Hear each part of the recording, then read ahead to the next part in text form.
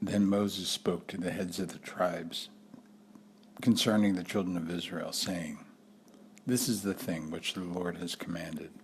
If a man makes a vow to the Lord, or swears an oath to bind himself by some agreement, he shall not break his word. He shall do according to all that proceeds out of his mouth.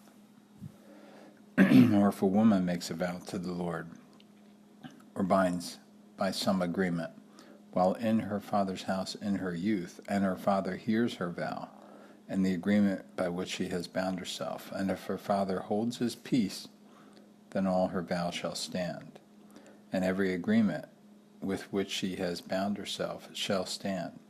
But if the father overrules her on the day that he hears, then none of her vows, nor her agreements by which she has bound herself shall stand.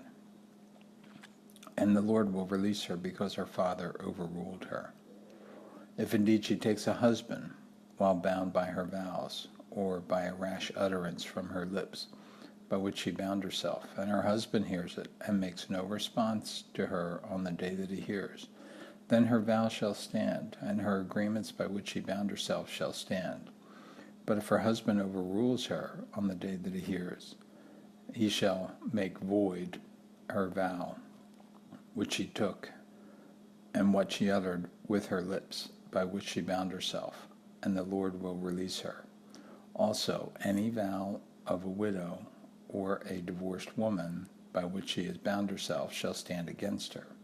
If she vowed in her husband's house, or bound herself by an agreement with an oath, and her husband heard it, and made no response to her, and did not overrule her, then all her vows shall stand, and every agreement by which she bound herself shall stand. But if her husband truly made them void on the day he heard, then whatever proceeded from her lips concerning her vows, or concerning the agreement binding her, it shall not stand.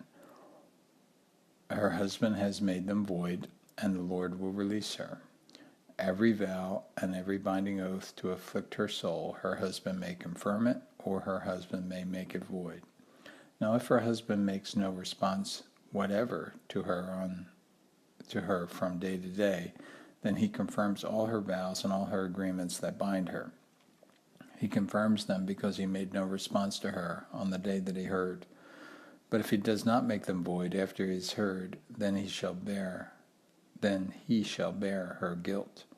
These are the statutes which the Lord commanded Moses between a man and his wife, and between a father and a daughter in her youth in her father's house.